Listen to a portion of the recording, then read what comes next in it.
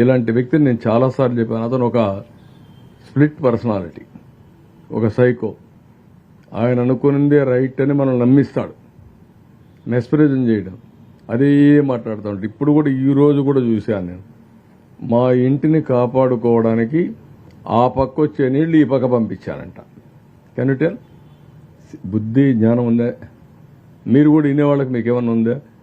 అలాంటి వ్యక్తులను సమాధానం చెప్పమని అడగడానికి మీకు మనసు వచ్చిందని అడుగుతున్నా.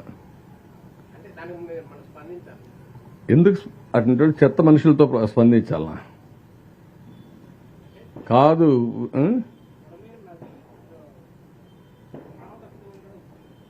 కాదు.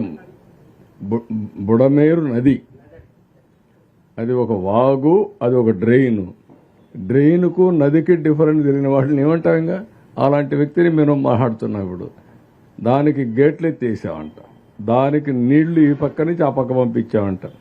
మా ఇల్లు అవతల సైడ్ ఉంటుంది, బుడమేరు యువతల సైడ్ ఉంటుంది. అంటే నీళ్లు కూడా ఒకవేళ ఒక అబద్ధం చెప్పినా ఆ అబద్ధం కూడా కనీసం నాలెడ్జ్ లేకపోతే ఏమనుకుంటారో. నేను ఒక బాధ్యత కలిగిన వ్యక్తిని, నేను ఒక మాజీ ముఖ్యమంత్రిని, మొన్నటి వరకు ఇప్పుడు ముఖ్యమంత్రిని. నేను మాట్లాడితే మీరేమనుకుంటారండి? కృష్ణా నదికి బుడమేరుకు వ్యత్యాసం తెలియకపోతే రెండు నదులు చేసేస్తే ఇలాంటి వ్యక్తులు రాజకీయాల్లో ఉంటే మన దురదృష్టం కాకపోతే ఏంటిది?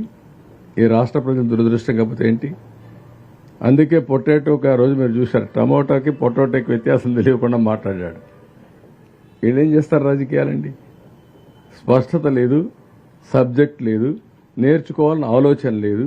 సాయంత్రం అయితే గల్లాపెట్టి తిరిగి ఎంత వచ్చిందో చూసుకుంటారు. ఈరోజు కలెక్షన్ ఎంత అని. ఇలాంటి వాళ్ళు రాజకీయాలు చేస్తాను. ప్రజాహితం కోసం పనిచేసే పరిస్థితి రావాలి. ఆ రోజులు అయిపోయినాయి. మొన్నటి వరకు మోసాలు చేశారు, కానీ మీ మోసాలు ప్రజలు అర్థం చేసుకుంటారు. నాకు పని లేకుండా తిరుగుతున్నా, ఈయనకి ఎక్కువ పని అయిపోయి ఇంట్లో కూర్చొని ఎక్కడికక్కడ ఇది చేసే పరిస్థితికి వస్తున్నాడు.